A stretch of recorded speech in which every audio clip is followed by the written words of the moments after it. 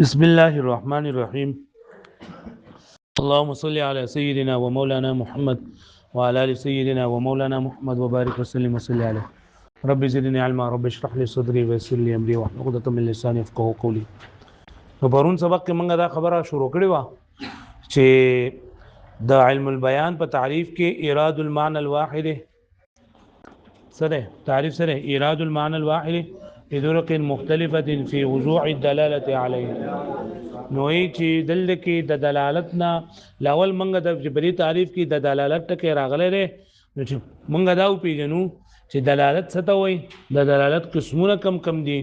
او دلته کې د دلالت نه څه شی مراد ده. نو په پرون سبق کې لاول د دلالت تعریف کو چې دلالت څه ته ویل کېږي. نو کون الشیء بحيث يلزم به العلم به العلم بشيء اخر، چې دا هر هغه څه ته ویل کېږي چې د یو څه علم ته حاصل شي، د دغه علم د وجنا ته د یو بل څه علم حاصلېږي، نو دې د دلالت وایي. د کم معلوم څه شری د چا په ذریعه سره چې ته د بل څه علم حاصلېږي ای ته دال وایي، او د دویم څه تسوي مدلول وایي. بیا دال به خالی نه د دوه حالونه، یا به د دال لفظ وي او یا به د دال غیر لفظ وي. کدال لفظ وو جدي ته ویل کېږي دلالت لفظیه، او کا دال لفظ نو جدي ته ویل کېږي دلالت غیر لفظیه. په دې خبره باندې پوه شئ. ها بیا دلالت لفظیه چې نه لري بیا قسمونه دي.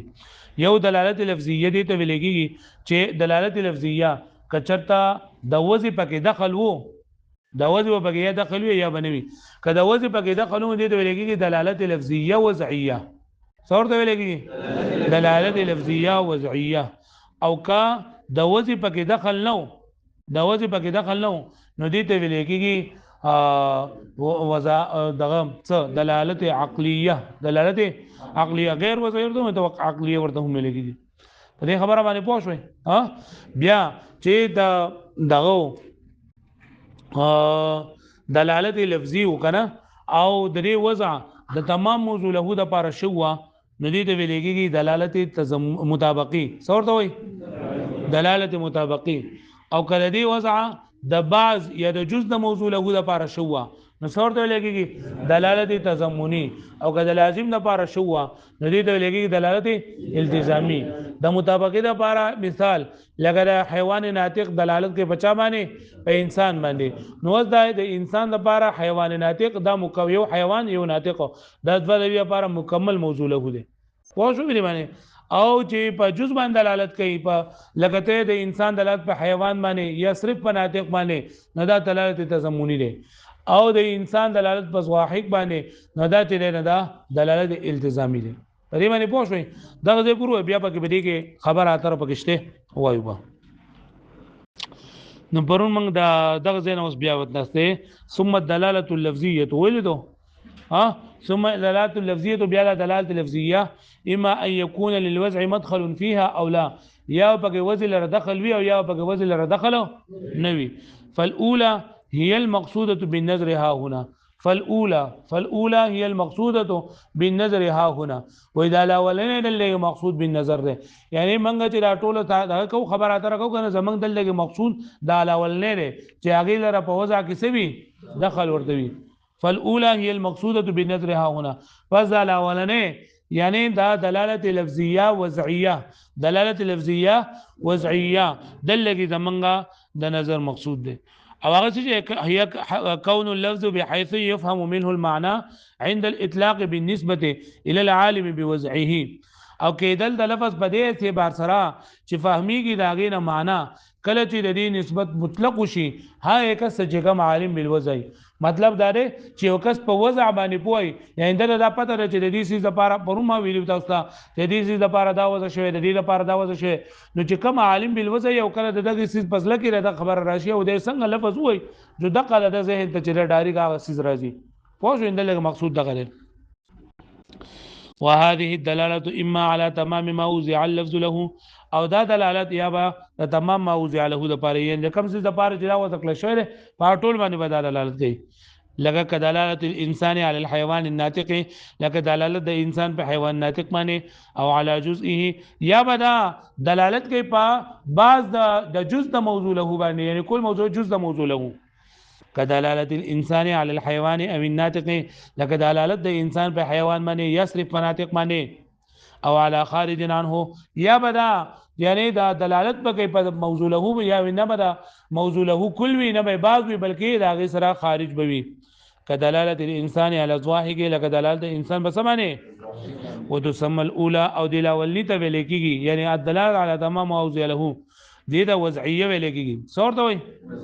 وس ګوره دا دلالت مطابقی چې دی کنه لکه دا نه دي دا څورته وي منطقيان چې دي کنه نو دو سجل کوي دو دې درې وانو ته دا وضعیه او تضمنیه د مطابقی تضمنیه او التزامی دي درې وانو ته چې دا وضعیه وي څورته وي وضعیه وي او دلته کې دا بلاغي والا بلاغت والا علم المعانی والا علم البیان والا دو دې الاولنی تا یعنی کم دا دلالت مطابقی چې ده کنه دې ته وضعیه وي صرف دلالت مطابقی ته سوی او د نور ته چې نه دلالت عقلیه وي پوښوي دې ته ولې دې تمام موضوع له باندې دلالت کوي دې ته هغه دلالت وضعیه وي ولې ځکه چې دوی وي چې دې دا وځ شوی دی د کل موضوع له د پاره د وځ په اعتبار سره د کل موضوع له د پاره وځ شوی دی او د جز د موضوع له د پاره یا خارج د موضوع له د پاره نه وځ شوی نو صرف دې دلالت مطابقی ته وضعیه وي او د نور په تعقلیه وي پوه شو به معنی ځکه وایي چې د عقل په اعتبار سره دا پته لګي چې دا د جز دی یا د خارج دی پرې باندې پوه شو تاسو پرې باندې پوه شو دغه خبر کوي او د سم الاولى او نمبر کولای کېږي دی اولنی دا یعنی کوم اولنی دا على الدلاله على تمام موضوع له چاغو تاغه سوی مطابقت ورته وضعيه ورته ولي لان الواضع انما وضع اللفظ لتمام المعنى دغه واضح د لفظ د کړه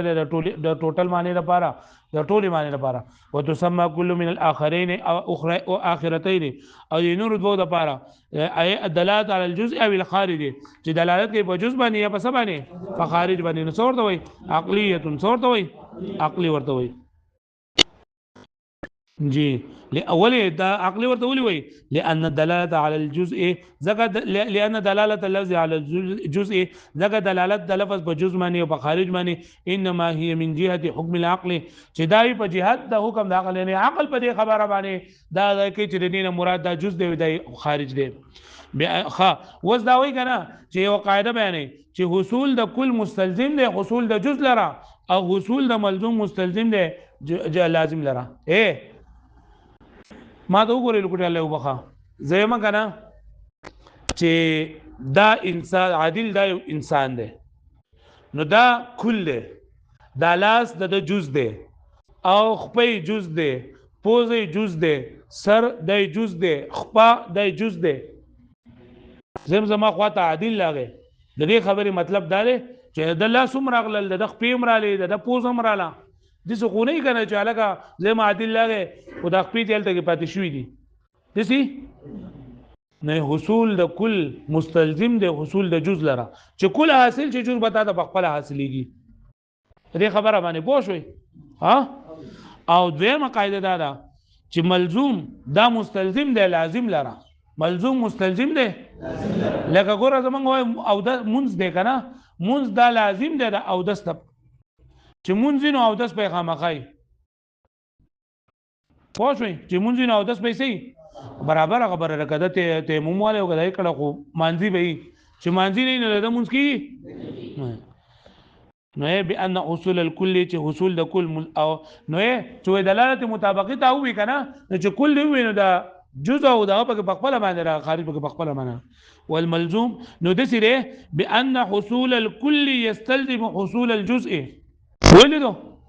او بیا بان حصول الملزوم يستلزم اللازم لکه پوه شو دې معنی مطلب دا دی چې لکه حاصلېدل د کل مستلزم دي حاصلېدل د جز لرا او حاصلېدل د ملزوم دا مستلزم دي اصول د لازم لرا پوه شوي لکه پوه شو دې معنی نو وضعیه او د مصنف رحمت الله علیه وی چې دلالت مطابقت علم البیان ولا سوی دلالت وضعیه او دلالت تضمنی او دلالت التزامی ته سوی عقلیه او منطقيان چې دي کنه دی ټولو ته یعنی دلالت عقلیه د مطابقی تضمنی او التزامی د درې وانو د سوی وضعیه ورته وي پوه شو به معنی ځکه دی چې وځي لره پکې دخل په دې ټولو کې دی خادي نو والمنطقيون او منطقيان يسمون ثلاثه دون مرکې د درې وانو لرا یعنی مطابقت تضمنی التزامی د درې وانو لنو مرکې د وضعیه ولی به اعتبار ان للوضع مدخلا فيها په دې اعتبار سره چې وضع لرا په دې کې دخل له ويخصون العقليه بما تقابل الوضعيه او عقلیه چې دا خاص کې هغه چې د وضع مقابل وي پوه شئ د وضعیه مقابل د عقلیه دا دغه کوي خاص کوي چې هغه د دلالت وضعیه او دلالت طبيعيه مقابل وي کدلالت الدخان على النار لکه دلالت د دخان په اور باندې د دلالت عقلیه مثال له وتقيد الاولى او مقيد کولای کی د الاولنې سو من الدلالات الثلاثه د درو دلالتونه چې په کل موضوع له باندې دلالت کوي دې ته څه ویل کېږي بالمطابقه چې دې ته دلالت مطابقه ولی لتطابق اللفظ والمعنى ځکه چې د دې لفظ او معنا د یو بل سره سړي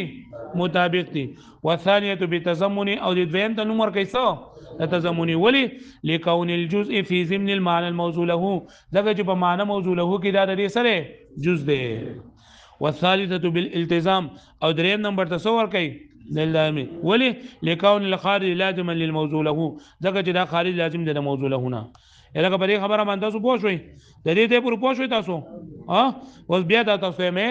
ور الاول مصنف رحم الله د دلالت ته پکې دی ولې لاړو ځکه چې په تعریف کې دلالت ټکي راغله ده ندل کې الاول د دلالت تعریف کو چې دلالت څه ته ویل کېږي كون الشيء بحيث يلزم به العلم به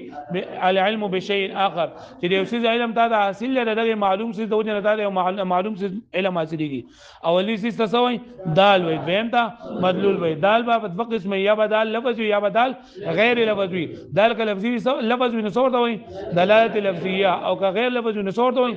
دا دلته دلالت لفظيه نه باس کی دلالت غیر لفظيه نه باسو نه کیږي بیا دلالت لفظيه په دوه قسمه باندې یا په وزن دخل وی یا په وزن را دخلو نوی کوزل را په دخلو نو څورته وي دلالت وضعيه څورته وي دلالت وضعيه وس دلالت وضعيه یعنی یو څه وضع شوی دی یا تمام موضوع له لپاره وضع شوی یا بعض موضوع له لپاره او یا د خارج نه که خارج او لازم نو کا د کل لپاره نو د مطابقي وي او که د جز لپاره نو د التزامي وي او که د خارج لپاره د څه وي التزامي وي وس راشه چې دا دلالت مطابقي چې ده کنه د علم البيان والا دلالت وضعيه وي دلالت مطابقت سوی وضعیه او د نور ته جنان دا غیر عقلیه ورته وي د نور ته سوی عقلیه ورته وي د دلالت مطابقت دو وضعیه ولي وي ځکه چې دا وضع شوی دی نو د تمام موضوع له لپاره وضع شوی دی پوه شو به باندې او د نور د عقلیه څخه کوی چې د عقل په ذریعہ سره بتاته دا پته لګي چې دا په موضوع له جز دی او کله نه خارج دی پوه شو به معنی او منطقيان د درې وانو ته مطابقي تضمني التزامي د درې وانو ته سوی د دلالت وضعيه ورته وي او منطقيان دلالت عقليه هغه ته ویل کېږي چې هغه طبيعيه او د وضعيه مقابل وي الګه پوه شو به معنی په دې باندې پوه شو اوس په دې باندې اعتراض ده دې پرستاو ځین کار وکړه کانو وس اعتراض پرې منداره کنه چې زه وتا د یو د سیز وخه ما چې ته وایې چې لکه دا درې قسمونه دي دلالت مطابقي تضمني التزامي دا درې قسمونه دي کنه او یو قسم د بل اقسام سره د خپل مقسم سره نشي جمع کړي لکه څنګه چې مثال درکوم تا یو کلمه په درې قسمه ده اسم د فعل له حرف ده نو چې اسم نو هغه فعل کې دی شي اسم نو هغه حرف کې دی شي فعل نو هغه اسم کې دی شي فعل نو هغه حرف کې دی شي نو زبرته وخه ما چې یو د سیز چې هغه هم دلالت مطابقي به هم به تضمني هم به التزامي او بسم الله کا و الشمس نه شمس نور چې نور زنو نور یاد نه نور درې سوزونه دي د نور سوزونه دي درې یو دا نه کنه چې بنور کې درې سوزونه یو دا چې یو درې را ککوړه ده یو درې را سره ککوړه ده او یو درې را شواګانی دي او یو درې را مجموعه ده یعنی د شواګانو او درې دغه ککوړی دغه نو کته دې ته ګوري چیرې دا وځ شوی دی دا شمس نوم دا وځ شوی دی د ککوړی د پاره او د شواګانو د دې مجموعه د پاره نو دا څه دلالت دلالت فزور وای کنه دلالت ولې دلالت مطابق ولې او خوس منګ والا کا بهر غارمدي بهر نور ده نو نور خو کته نه راکو شوی خدای شواګانی موږ من لیکنه نو دي شواګانو ته هم څه ویل کېږي نور ویل نو دا شواګانی نور سره لازم دي کنه نو دا څه شو دلالت التزامي شو دلالت التزامي شو د دې ته دلالت التزامي ته شمس وای کنه وز دې ککوړی ته د اسم دا ککوړی چې موږ لکه هغه څه شری وای هغه شمس د نور ده نو دې ککوړی ته تصریف شمس وای نو دا ککوړه خود دې موضوع له جز ده کنه نو دا څه شو یو شمس ده هم دلالت تضمنی ده هم مطابقی ده هم څه شری التزامي ده پرې خبره باندې پوه شوي ها نو دلالت مطابقی ده دا جامع نشو دا نور دی مانع نشول پرې باندې پوه شوي نو جواب دار کنه بھائی آسان جواب دی چې په امور اضافیو کې حیثیت قید ملحوظ وي سبق ملحوظ وي حیثیت قید به ملحوظ وي نو توځ تعریف وکړي چې دا مطابقي باغی چې هغه د کل موضوع له لپاره په دې اساس سره چې دا ټول موضوع له وي او په مطابقي کې په تضمنی کې هم دا ټکي وي په دې حیثیت سره چې دا باز د موضوع له او په دې حیثیت سره چې دا خارج د موضوع له نه چې دا حیثیت ټکي په کوي دا بیا ختم شي وګوره وتا فإن قيل كچرته سوق په اعتراض کې ویل شي چې ته په اعتراض کې اذا فرضنا لفظا مشتركا کچرته موږ فرض کوو لفظ مشترک بین الكل والجزء وجزئه ولازمه فمن چې یو لفظ مشترک وي د کل د جزء او د لازم ښکاری ورته لکه د څه شي نو یک لفظ شمس لکه لفظ د شمس المشترک چې مشترک ده مثلا بین الجرم جرم څه ته ویل کېږي ککوړی دوی او شواعي او شواغاني والمجموع ما د مجموعه فاذا اطلق پس کتل اطلاق کړی شي على المجموع په مجموعي باندې نو مطابقه انداسي شره فزور باندې ما سره وای واعتبر دلالته على الجرم تضمنا او غدي اعتبار کړی شي په دلالت على الجرم باندې دا بس شي والشواعي او کته په شواغانو باندې اعتبار شي نو دا بس فقط صدقها على هذا التضمن والالتزام نو صادق شو پرې معنی تضمني او التزامي انها دلاله اللفظ ذکر چې دا دلاله اللفظ على تمام موضوع له واذا اطلق على الجرم او الشعاع مطابقه صدق عليها انها دلاله اللفظ على جزء الموضوع له او لازمه او کله چې دا په ټولو باندې ته دا مطابقین نو په دې باندې هم صادقيږي ذکر چې دا هر لپاره جدا جدا وځ شوی دی دا هر لپاره څه شوی دی جدا وځ شوی دی نو دا تعریف ما جامع معنی نشو